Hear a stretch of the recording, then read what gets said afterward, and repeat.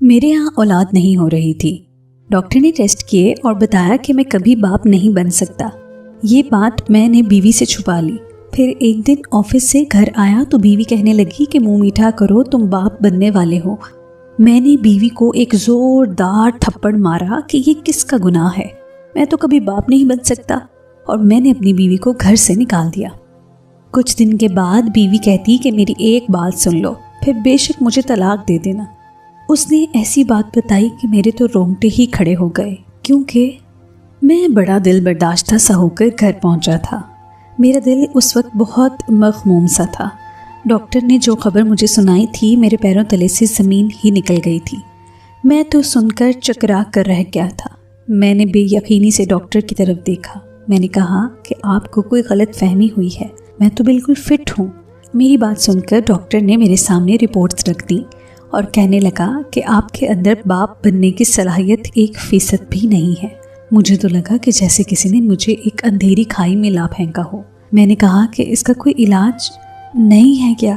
میرے گلے میں اتنی گرہیں پڑ چکی تھیں کہ لفظ بھی ٹوٹ ٹوٹ کے نکل رہے تھے۔ بات ہی کچھ ایسی تھی۔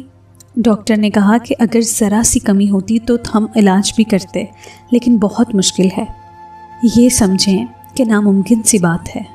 یہ بات میرے لیے ایک دھماکے سے کم نہ تھی، لیکن یہ اذیت شاید کم تھی۔ ابھی تو زندگی نے نہ جانے میرے لیے کون کون سے امتحان رکھے تھے۔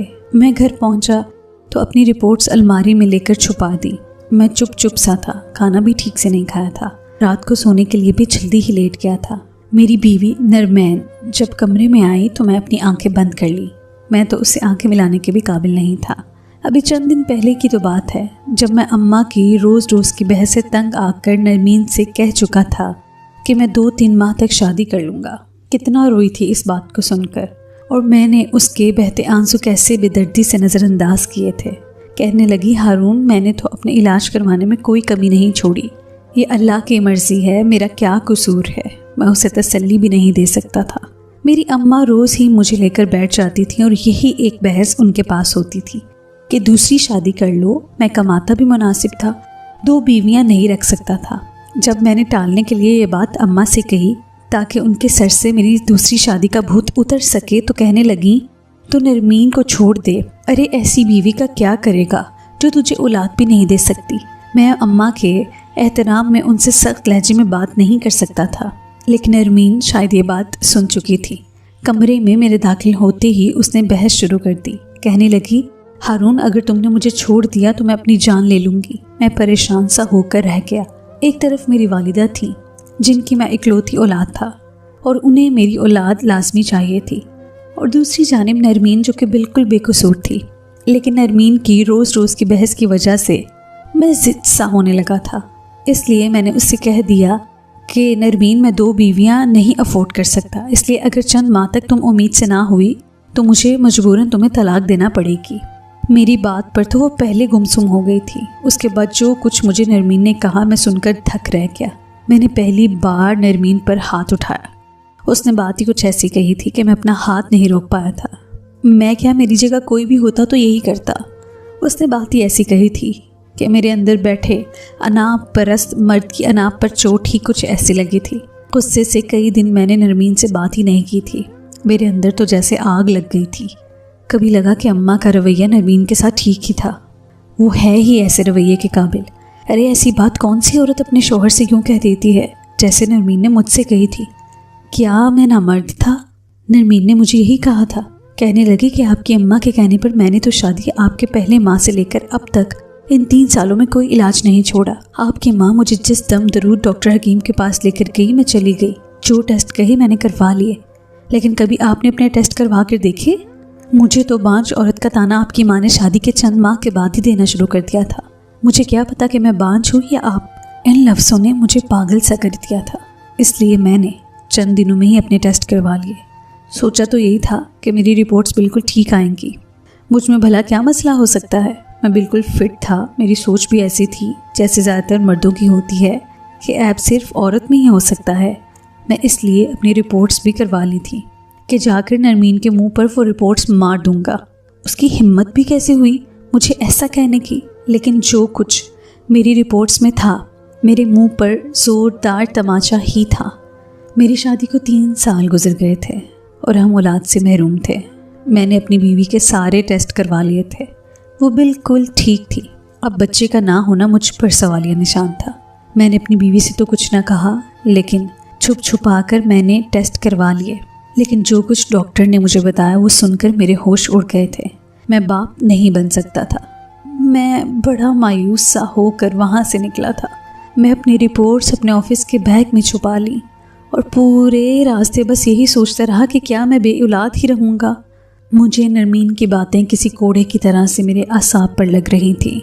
ہم مرد تو بیوی کے عیب کا سن کر فوراً سے دوسری بیوی لانے کا سوچ لیتے ہیں کہ ہمیں اولاد چاہیے، اور ایسے مردوں کا کیا جو مجھ جیسے ہوتے ہیں۔ بیوی بھی تو ہم جیسوں کے ساتھ ساری زندگی گزارنے کو تیار ہو ہی جاتی ہے۔ مجھے نرمین کا خیال بھی آنے لگا۔ پچھلے 3 سال سے وہ کس اذیت سے گزر رہی تھی۔ مجھے یاد آنے لگا کہ جب میری نئی شادی ہوئی تھی، نرمین اور میں بہت خوش تھے۔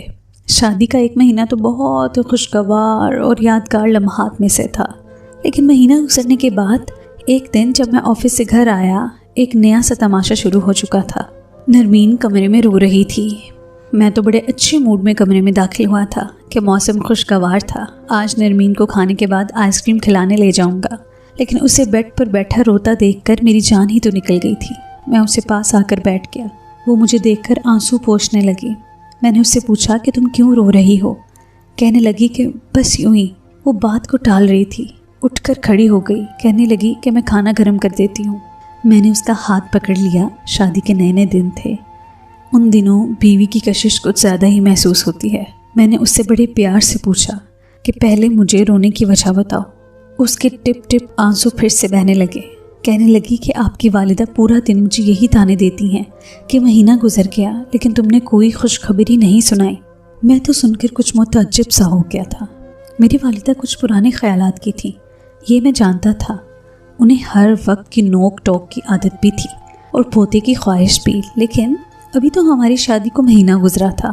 میں نے نرمین سے کہا کہ وہ بڑی ہیں، تم ان کی باتوں کو دل پر مت لیا کرو۔ بات ایک بار کی تو تھی نہیں کہ جو نرمین بھلا دیتی۔ یہ سلسلہ تو چل ہی نکلا تھا۔ ہماری شادی کو 6 ماہ نہیں گزرے تھے کہ اماں نرمین کو ہر وقت بے اولادی کے تانے دینے لگی تھیں۔ میں کچھ کہتا تو مجھ پر بھرس پڑتی کہ مجھ سے اپنی بیوی کے عیب مت چھپاؤ، اگر چند ماہ میں وہ امید سے نہ ہوئی تو میں تمہاری دوسری شادی کروا دوں گی۔ یہی وجہ تھی کہ میں اسے ڈاکٹر پر لے گیا، لیکن ڈاکٹر نے مجھے یہ باتیں سنائیں کہ آپ کو اتنی جلدی بھی کس بات کی ہے۔ اب میں کیا کہتا کہ میرے گھر پر اس بات کو لے کر کیا فسادات شروع ہو گئے ہیں۔ گھر واپس آ کر میں نے جب امی کو یہ بتایا کہ ڈاکٹر نے مجھے کیا باتیں سنائی ہیں، تو وہ ڈاکٹر کو بھی برا بھلا کہنے لگی۔ اب تو امی نے کام ہی پکڑ لیا تھا۔ وہ نرمین کو کبھی کسی حکیم کے پاس لے جاتی تو کبھی کسی ڈاکٹر کے پاس اور کبھی کسی ہومیوپیتھک کے 2 سالوں میں۔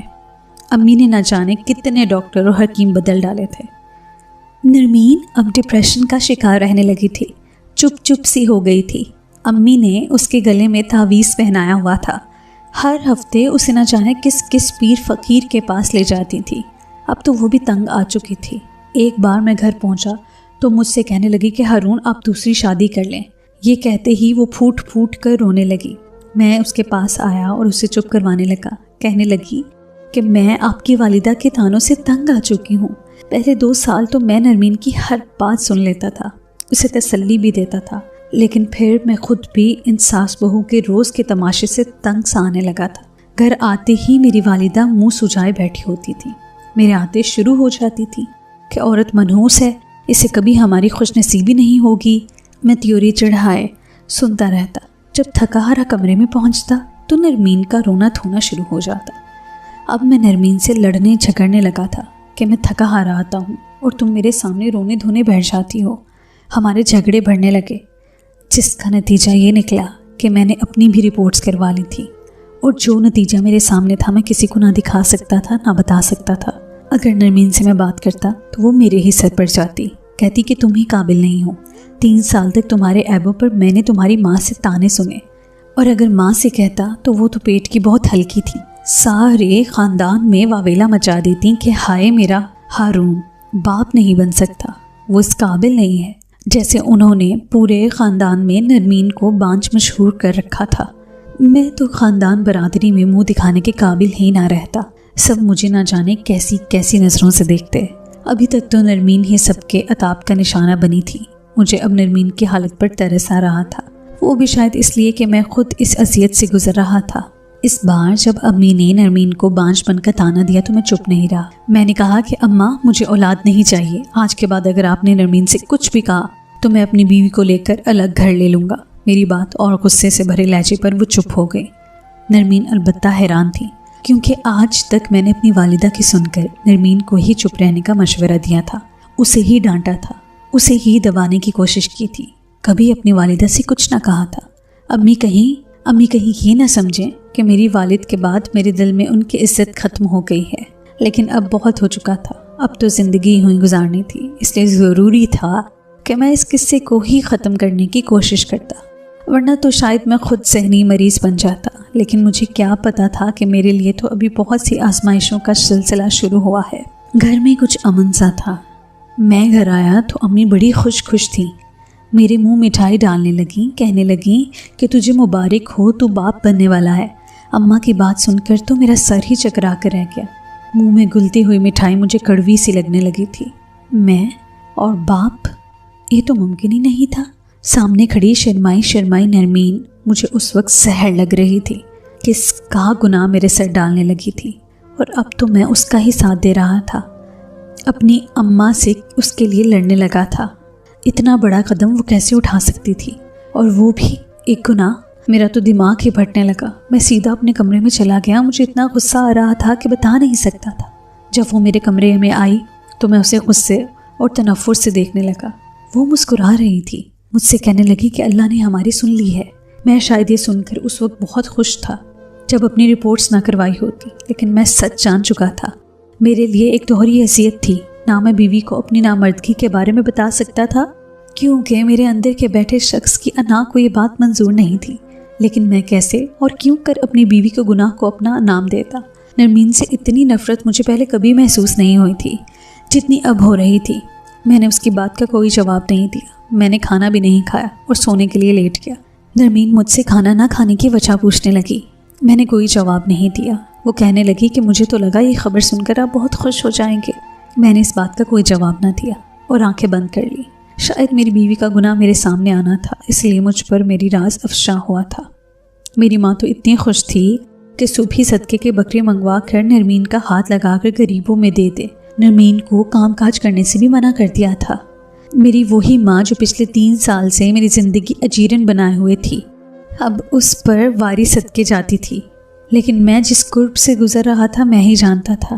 ایک بار میں گھر کچھ جلدی لوٹ آیا، میں دروازے کی چابی میرے پاس موجود تھی۔ جب میں اندر داخل ہوا لاؤنج خالی تھا۔ جب میں نے امی کے کمرے کا دروازہ کھولا تو وہ جائے نماز پر تسبیح کے لیے کچھ پڑھ رہی تھیں، ان کی آنکھیں بند تھیں، شاید کوئی وظیفہ کر رہی تھیں۔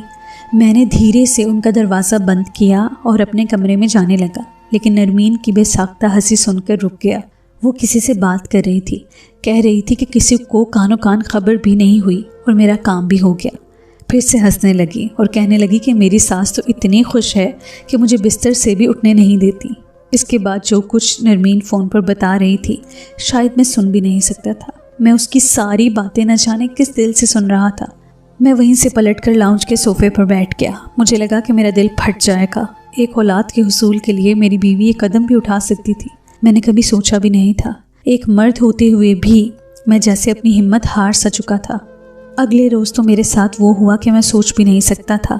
جب میں گھر لوٹ رہا تھا میری بیوی گیٹ پر کھڑی کسی شخص سے ہنس کر باتیں کر رہی تھی۔ جیسے ہی مجھے سامنے سے آتے دیکھا تو کچھ گھبرا سی گئی۔ جب میں گھر کے قریب پہنچا تو وہ شخص میری سالی کا شوہر تھا۔ مجھے دیکھ کر سلام کرنے لگا۔ میں نے چہرے پر ذرا بھی مسکراہٹ نہیں سجائی تھی، بلکہ اس سے آنے کی وجہ پوچھنے لگا تو وہ کہنے لگا کہ کچھ سامان دینا تھا۔ اس نے اپنی موٹر بائک سے ایک شاپر پکڑا اور مجھے تھما دیا اور واپس چلا گیا۔ میں وہیں وہ شاپر کھولنے لگا جب میری بیوی نے وہ میرے ہاتھ سے چھین لیا اور گھر کے اندر چلی گئی۔ مجھے اس کی اس حرکت پر جی بھر کا غصہ آیا۔ میں بھی اس کے پیچھے اندر چلا گیا۔ وہ سیدھا کمرے میں گئی تھی، شاپر الماری میں رکھنے لگی۔ جب میں نے اس سے پیچھے ہٹنے کا کہا تو وہ شاپر پکڑ کر پھاڑ کے رکھ دیا۔ اس سے جو چیزیں نیچے گری وہ میرا ہوش اڑانے کے لیے کافی تھی۔ उस दिन भी शायद वो अपनी उसी बहनों से बात कर रही थी। कह रही थी कि आपने मेरी बहुत मदद की है, मैं आपका एहसान कभी नहीं भूलूंगी। मेरा घर उजड़ने से बच गया है, मेरी सास और शोहर अब बहुत खुश हैं, बस मैं चंद माह बाद ही मैके चली जाऊंगी, वहाँ आपसे मुलाकात भी आसानी से हो जाएगी, फिर तो मैं बच्चे की पैदाइश के बाद ही लौट कर ससुराल जाऊंगी। शॉपर में पुराने कपड़े थे, बेकार से। इसका मतलब ये था कि शॉपर बस बहाना ही था, असल उसका बहनोई से मिलना आना था। मैंने नरमीन से कहा कि ये पुराने फटे कपड़े वो तुम्हें देने आया था या इन पुराने कपड़ों के बहाने से तुमसे मिलने आया था। मैं आज फट चुका था। कहने लगी आप गलत समझ रहे हैं। मैंने कहा कि मुझे बेवकूफ़ मत बनाओ, मैं सब जानता हूँ, तुम्हारे फ़ोन पर की गई बातें सुन चुका हूँ। तुम्हारा अपने बहनों से गलत ताल्लुक़ है और जो बच्चा तुम्हारे वजूद में पल रहा है वो उसी का है। मेरी बात सुनकर नरमीन मुझे फटी फटी आंखों से देखने लगी। क्या आपको शर्म नहीं आती मुझ पर ऐसा घटिया इल्ज़ाम लगाते हुए? मेरे सामने ज़्यादा शरीफ बनने की कोशिश मत करो। मैंने अपने सारे टेस्ट करवाए हैं, मैं बाप नहीं बन सकता। फिर ये बच्चा किसका है जो तुम्हारे वजूद में पल रहा है? मेरी बात सुनकर उसकी रंगत उड़ गई थी, वो चुप सी हो गई थी, बेजान सी होकर बेड पर बैठ गई। मैं बड़े जारहाना अंदाज से उसकी तरफ बढ़ा और कहा कि मेरे घर से निकल जाओ, तुम्हारे मैके में तलाक भिजवा दूंगा। वो मेरे सामने हाथ जोड़ते रोने लगी, कहने लगी कि एक बार मेरी बात सुन ले, फिर जो चाहे सज़ा दे दें। वो रोते हुए कहने लगी, लेकिन इसके बाद जो इंकशाफ उसने मुझ पर खोला मैं सुनकर हैरान रह गया। कहने लगी कि मेरा किसी के साथ कोई गलत ताल्लुक़ नहीं है, लेकिन आपकी वालिदा ने मेरा जीना तो भर कर रखा था। लेकिन जिस दिन आपने उन्हें ये कहा कि वो मुझसे कुछ कहेंगी तो आप मुझे लेकर अलग हो जाएंगे, तो आपकी वालिदा ने कहा तुम मेरे बेटे को मेरे ख़िलाफ़ कर रही हो, इसलिए मैं तुम्हें तलाक दिलवा दूंगी। मैं जानती थी कि आप ज़्यादा बात अपनी वालिदा की मानते हैं, इसलिए मैं परेशान हो गई थी। फिर मेरी बड़ी बहन का फ़ोन आया, उसके बताया कि उसके यहाँ तीसरे यहाँ बच्चा होने वाला है और उसके पहले 2 बच्चे भी अभी छोटे हैं, वो तीसरे बच्चे को पाल नहीं सकती। उसने कहा कि मैं वो बच्चा रख लूँ, लेकिन मैं जानती थी कि आपकी वालिदा को अपनी नस्ल और ख़ानदान की औलाद चाहिए थी। मैं अगर अपनी बहन का बच्चा लेना चाहती तो वो इनकार कर देती। मेरे पास अपना घर बचाने का बस यही एक तरीक़ा था कि मैं ख़ुद को प्रेग्नेंट बताती और बहाने से अपनी वालिदा के घर सारा वक्त गुजारती, और जब मेरी बहन के बच्चा होता तो मैं रख लेती। उस दिन मैं अपनी बहनोई से नहीं अपनी बड़ी बहन से बात कर रही थी। नरमीन कहने लगी कि मैं आपसे मोहब्बत करती हूँ, हारून बेवफाई का सोच भी नहीं सकती, लेकिन आप कान के कच्चे हैं, माँ की बातों में आकर मुझे छोड़ भी सकते हैं, इसलिए मुझ पे जो रास्ता अपनाना पड़ा। और ये पुराने कपड़े मेरी बहन ने इसलिए भेजे थे कि यहाँ एक शख्स पुराने कपड़ों के बदले नए स्टील के बर्तन दे जाता है, इसलिए मेरे बहनोई ये दे गए थे। मेरा किसी के साथ कोई चक्कर नहीं है। मुझे ये सब सुनकर बहुत अफसोस हुआ। वाकई हम लोग माँ को राज़ी करने के लिए बीवी के साथ बाज़ औक़ात बहुत ज़्यादती कर देते हैं। मैंने नरमीन से कहा कि तुम्हें अब किसी चोर रास्ते को अपनाने की ज़रूरत नहीं है, हम सबके सामने तुम्हारी बहन का बच्चा लेंगे। मैंने भी नरमीन की बातों को उस वक्त सच समझा जब मैं खुद उस वक्त काबिल नहीं था। अगर अब मेरी बजाय नरमीन में होता तो मैं भी यही चाहता कि मैं अपनी औलाद की ही परवरिश करूं। ना जाने हम मर्द इतनी खुदगर्जी से क्यों सोचते हैं। आज मैं इस हर अजियत को समझ रहा था जो नरमीन पिछले 3 साल से सह रही थी। एक औरत के लिए कितना मुश्किल होता है ये सुनना कि वो बांझ है, और मर्द औरत के इलाज में तो ज़मीन आसमान एक कर देता है, लेकिन कभी खुद नामर्द कहलवाना बर्दाश्त नहीं करता। लोगों की जिस तनकीदी नज़रों के सामने अपनी बीवी को बेआसरा माशरे के सामने छोड़ देते हैं, उसके इस ऐप पर उसे जो चाहे सुनाओ, जिसे चाहे हक़ारत से देख, जिस पर ना औरत का इख्तियार है ना मर्द का, लेकिन इस अताब का निशाना हमेशा औरत ही बनती है। मर्द अगर औरत का साथ दे और एक बार सबके मुंह बंद कर दे तो औरत की ज़िंदगी भी आसान की जाएगी। तो दोस्तों, ये थी आज की कहानी। अगर आपको आज की कहानी पसंद आई है तो इस चैनल को सब्सक्राइब कीजिए और इस वीडियो को लाइक कीजिए। बहुत शुक्रिया।